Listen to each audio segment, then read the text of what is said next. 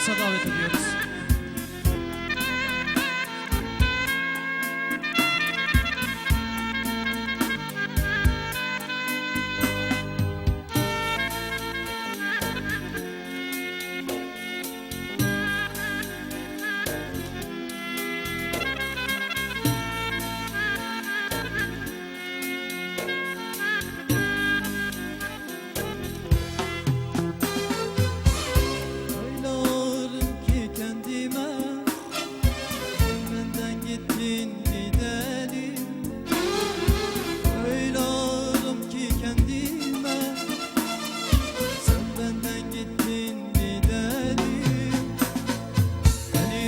Olmuş tenime, sen benden gittin gidelim.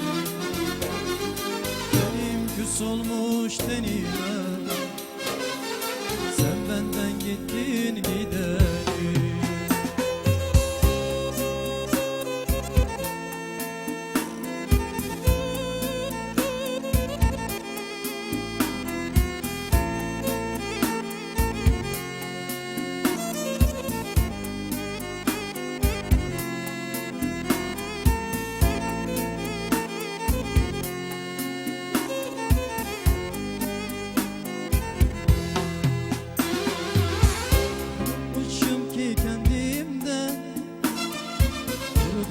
Düştüm dalımdan, öyle bıkmışım ki kendimden. Kurudum düştüm dalımdan, sanki ruhum çıktı canımdan. Sen benden gittin gidelim, sanki ruhum çıktı canımdan.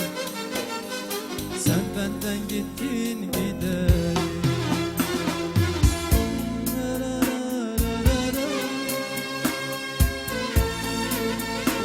Kekik kokusu koynum,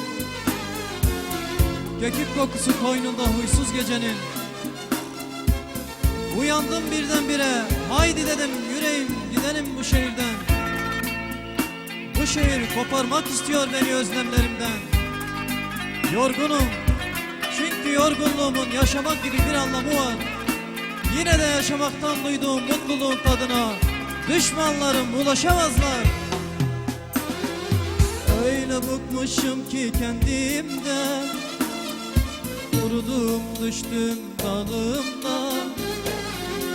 Öyle bıkmışım ki kendimden, kurudum düştüm dalımdan. Sanki ruhum çıktı canımdan, sen benden gittin gidelim. Sanki ruhum çıktı canımdan, sen benden gittin gidelim.